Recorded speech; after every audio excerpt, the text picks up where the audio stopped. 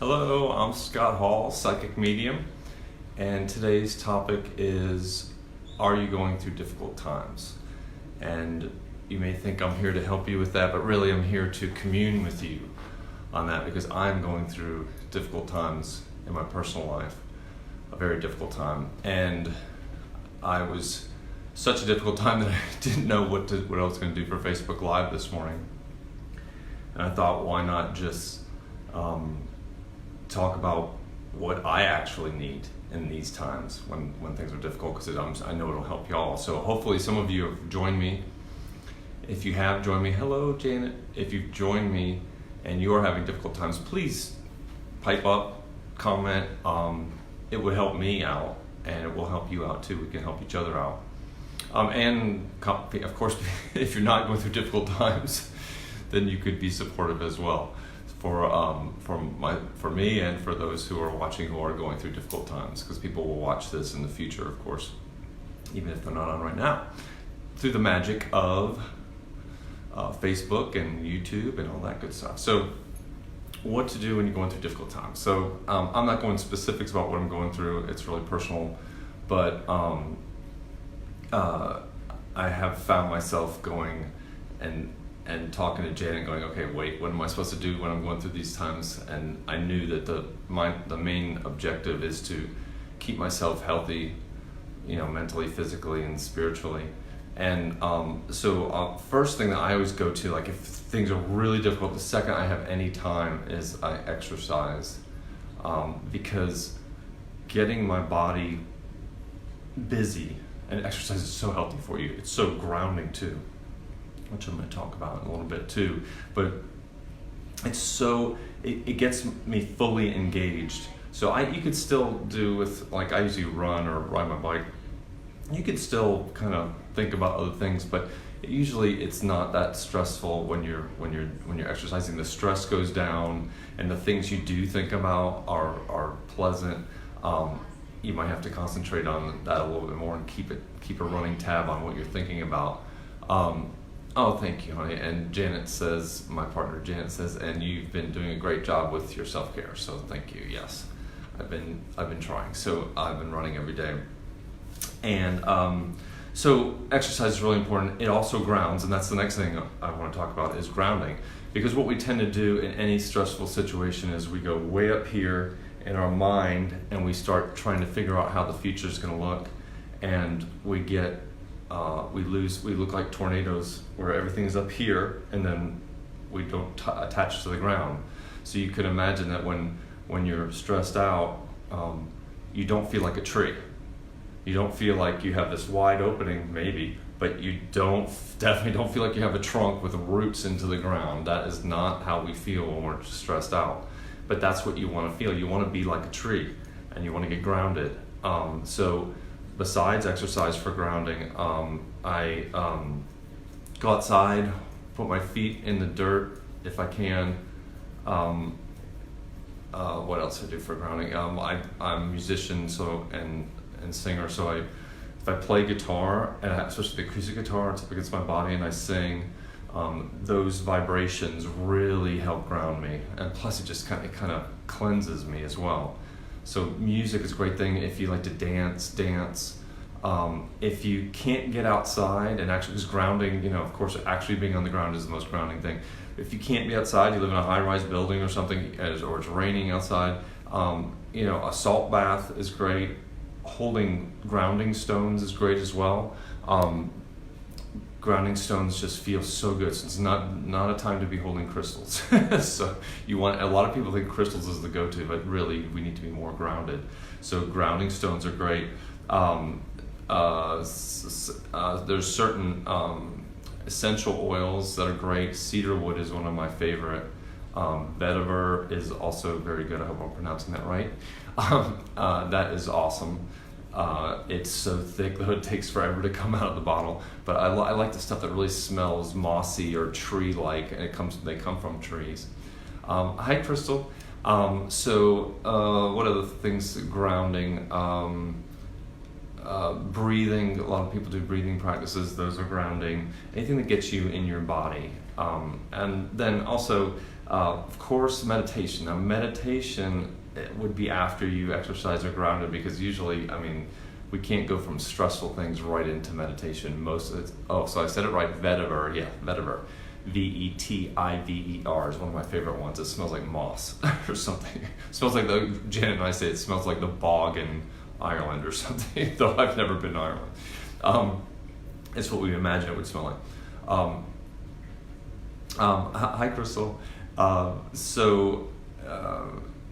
Okay, meditation, yes. Meditation. So it's best to, I love this saying that it's best to meditate 20 minutes a day, and if you're too busy for that, then an hour, because that's really what it's all about. That's what we do with everything, isn't it? It's like we think we should do something less when we're more busy. We think we should do something less when we're stressed out, but we realize if we think about it, that doesn't make any sense, because it's actually, we need to do more of it. So we need to do more exercise, more grounding, more meditation.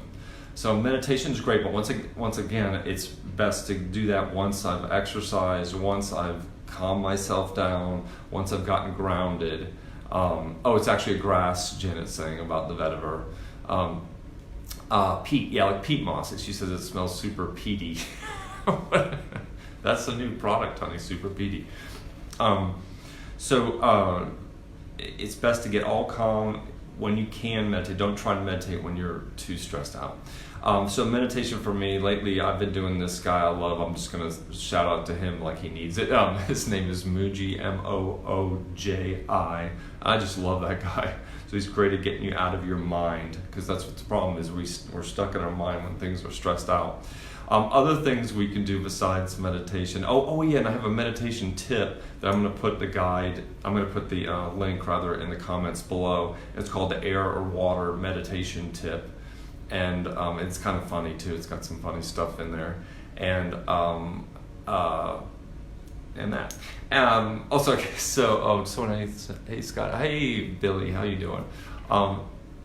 Where was I? So, the support of family, friends, and a community. Those are extremely important. And in writing that and thinking about, because this morning, I wrote down what do I need to do? Hey Regina, what do I need to do? What are the things I should do to ground, to feel better when I'm stressed out like this? And it was support for family, and now that part I'm getting, but friends, I actually haven't contacted many of my friends about this. Maybe only one actually knows about what's going on.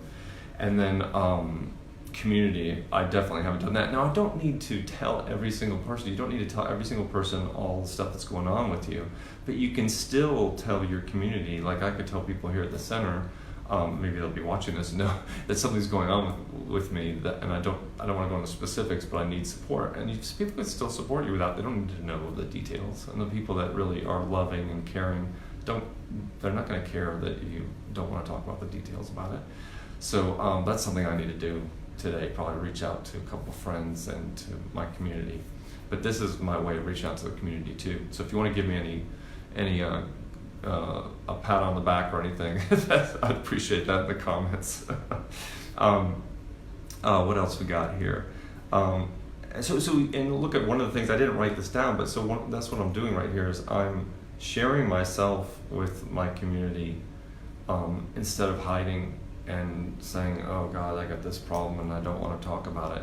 I am sharing myself. It's really important that we do that because that's what we want anyone else to do, right? If your best friend was having a hard time, you would want them to reach out to you.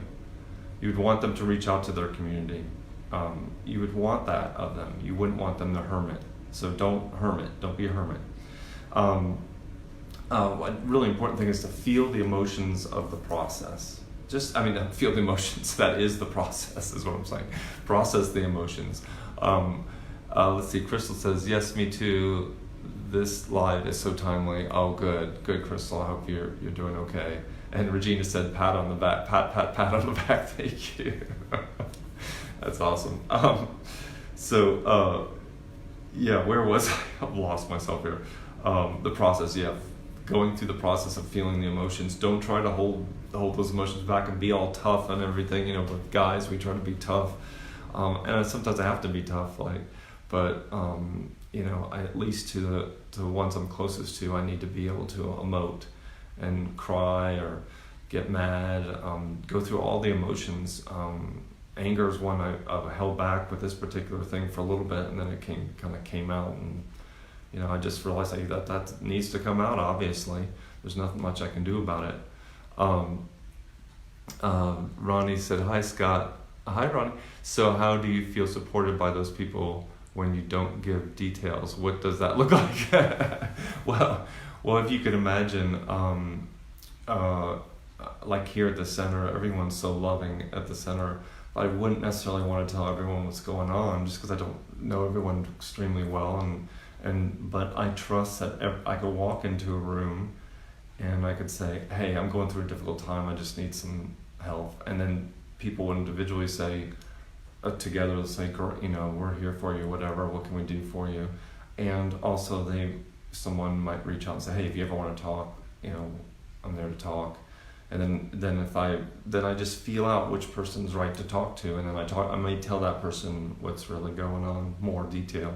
But you don't have to tell people everything that's going on to get support from them, because the support, well, that's the thing that maybe could be misinterpreted, is what is support. And support doesn't mean someone knows all the details and tells you how to fix it. So don't get confused with that. That's not what we're talking about here. Because really, you want to take care. You want to be empowered in your life and be able to make the decisions. So no one else needs to do that. They don't need to have everyone else that you've reached out for support does not need to know all the details. Sending you a big hug. Thank you, Shannon. Appreciate it. Lots of healing and support. That's awesome. Thank you. Another thing I like to, so we talked about feeling the emotions, letting go and let God. I went through 12 steps. I was in Al-Anon for a long time. I haven't been in a while. It was really helpful. I totally recommend 12 steps for anyone that has addiction problems or knows of people or has loved ones who have addiction problems. But it's just like Al-Anon is the self-help for 12 steps. And one of the 12-step sayings is let go and let God. And I don't even know if that started at 12 steps. It may just be maybe like a Christian saying. I don't know where it came from originally. But let go and let God is really important with these things because there's only so much you can do. You can try to figure out what do I do next to figure out the problem. But ultimately, you have to let it go.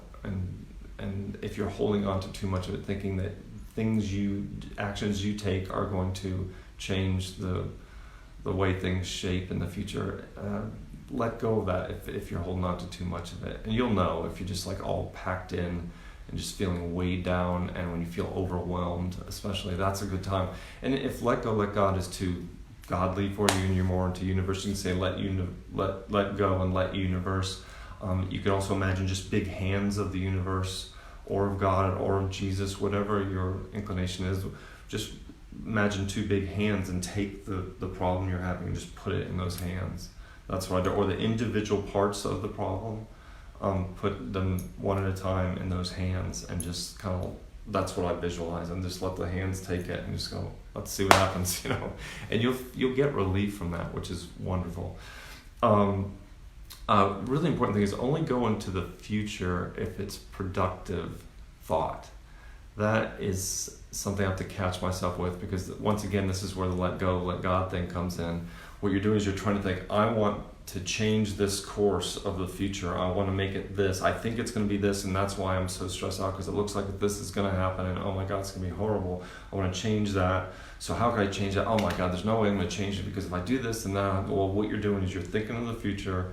You're thinking in a negative way, so there's no way you're going to positively influence the future when you're thinking that way. There's no way you're going to be attracting positive things that happen to you when you're thinking so negatively. So it's best just to stop. That's when I'm really in these times like this where things are very stressful and I'm starting to think negatively of the future. It's best just to stop. Go ahead, go back to what's my plans. I've got my list here. Go back to exercise. Go back to grounding. Go back to meditating. Go back to talking to friends, family, community. Go back to feeling the emotions. Maybe not so much that one, but going back to these other things, the starter ones. just go right back to one, right? So whatever the number one is for you, whether it's for me, it's exercise or grounding, go back to number one when you start thinking like that, because nothing good's going to happen from negative thoughts. What time we have? Okay, we've done 15 minutes. That's good. Does anyone have any questions? If you do, send them to me. You can also type in questions for those of you who are watching after this has been live. I will answer questions in the comment section. I want to talk again about I've been doing these Facebook Lives, and they're all on YouTube. And I have not really advertised that I have a YouTube channel, but now I do, with several videos. So not only is the air or water meditation tip on there, but I've got other things, all the other YouTubes I've done. And I've done some interviews and some other things. So you can check it out. Go to YouTube and in the search field, type in Scott Hall Psychic, and my channel should come up. And when it comes up, it'll say home, but you can hit videos, and then you'll see all the videos, and you check them out and subscribe to it if you'd like, because I realize I've got all this collection of videos, but I haven't been sending anyone over there. Also, I've got a blog, if you don't know about my blog, that is on scotthallpsychic.com, and where most of these Facebooks are there also. It's a little harder to go through them, but I've got stuff I write too about the videos, which is extra different from what I'm talking about in the video, a little bit different, a little extra stuff, so you can check out that too. Okay, well, I appreciate, yes, I do this on a daily basis, huge relief, great, a trust fall with God, so Krista says it's a trust fall with God or the universe, that's beautiful. And Regina says, yes, I do this on a daily, on the daily, huge relief. When I was dreaming, I felt spirit blow into me and was surrounded by 100 hummingbirds. Wow, that's intense. That's awesome. That's great, Regina. Wow, very cool. Yeah, beautiful thing. So I've shared before, I'm not depressed now. It's been a difficult time, but depression and difficult times have brought some of the most beautiful things to me, like Regina's talking about. I've had some of the most beautiful things happen. That's how I started channeling, so through massive depression. So good things can happen from difficult times. So thanks again for joining me, and remember to check out my YouTube channel, Scott Hall Psychic. All right, take care, y'all. Bye.